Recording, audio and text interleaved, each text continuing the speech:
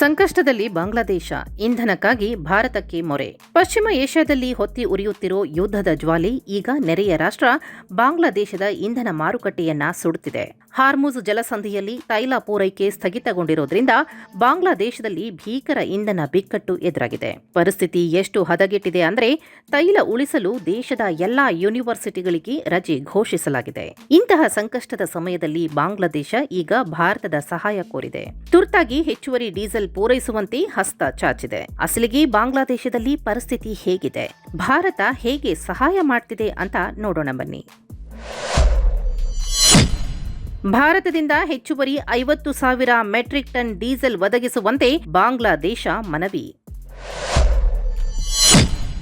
ಇಂಧನ ಉಳಿಸಲು ಬಾಂಗ್ಲಾದೇಶದ ಎಲ್ಲಾ ಸರ್ಕಾರಿ ಮತ್ತು ಖಾಸಗಿ ವಿಶ್ವವಿದ್ಯಾಲಯಗಳಿಗೆ ರಜೆ ಘೋಷಣೆ. ಈ ಬಾರಿಯ ಈದ್ ರಜೆಯನ್ನ ಮುಂಚಿತವಾಗಿಯೇ ಘೋಷಿಸಿದ ಬಾಂಗ್ಲಾ ಸರ್ಕಾರ.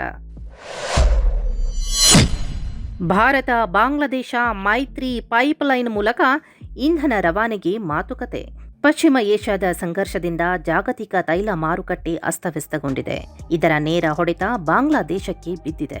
ಹಾರ್ಮುಜ್ ಜಲಸಂಧಿ ಬಂದ್ ಆಗಿರೋದ್ರಿಂದ ತೈಲ ಆಮದು ಮಾಡಿಕೊಳ್ಳಲಾಗದೆ ಬಾಂಗ್ಲಾದೇಶದ ಇಂಧನ ದಾಸ್ತಾನು ತಳಮುಟ್ಟಿದೆ. ಇದೇ ಕಾರಣಕ್ಕೆ ಬಾಂಗ್ಲಾದೇಶದ ಹಣಕಾಸು ಸಚಿವ ಅಮೀರ್ ಖಾಸ್ರು ಮೊಹಮ್ಮದ್ ಚೌಧರಿ ಅವರು ಭಾರತದ ಹೈ ಕಮಿಷನರ್ ಪ್ರಣಯ್ ವರ್ಮಾ ಅವರನ್ನ ಭೇಟಿಯಾಗಿ ಮಾರ್ಚ್ನಿಂದ ಜೂನ್ವರೆಗೆ ಹೆಚ್ಚುವರಿ 50,000 ಮೆಟ್ರಿಕ್ ಟನ್ ಡೀಸೆಲ್ ನೀಡುವಂತೆ ಅಧಿಕೃತವಾಗಿ ಕೋರಿದ್ದಾರೆ. ಭಾರತ ಮತ್ತು ಬಾಂಗ್ಲಾದೇಶದ ನಡುವೆ ಈಗಾಗಲೇ ಇಂಧನ ಪೂರೈಕೆಯ ಬಲವಾದ ಮೈತ್ರಿ ಇದೆ. ಅಸ್ಸಾಂನ ನುಮಾಲಿಗಢ ಸಂಸ್ಕರಣಾಗಾರದಿಂದ ಭಾರತ ಬಾಂಗ್ಲಾದೇಶ ಮೈತ್ರಿ ಪೈಪ್ಲೈನ್ ಮೂಲಕ ಈಗಾಗಲೇ 5,000 ಮೆಟ್ರಿಕ್ ಟನ್ ಡೀಸೆಲ್ ಅನ್ನ ರವಾನಿಸಲಾಗಿದೆ.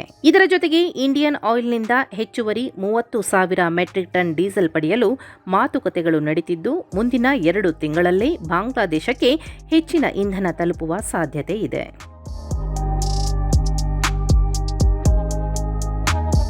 ಬಾಂಗ್ಲಾದೇಶದಲ್ಲಿ ಪರಿಸ್ಥಿತಿ ಕೈಮೀರುತ್ತಿರುವುದರಿಂದ ಸರ್ಕಾರ ದೇಶಾದ್ಯಂತ ತುರ್ತು ಕ್ರಮಗಳನ್ನು ಜಾರಿಗೆ ತಂದಿದೆ.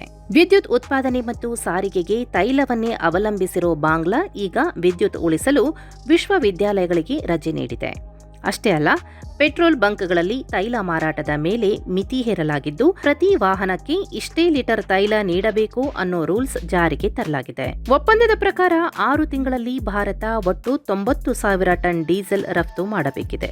ಆದರೆ ಈಗಿನ ಬಿಕ್ಕಟ್ಟಿನ ಹಿನ್ನೆಲೆಯಲ್ಲಿ ಈ ಗುರಿಯನ್ನ ಆದಷ್ಟು ಬೇಗ ಪೂರೈಸಲು ಬಾಂಗ್ಲಾದೇಶ ಪೆಟ್ರೋಲಿಯಂ ಕಾರ್ಪೊರೇಷನ್ ಆದೇಶಿಸಿದೆ.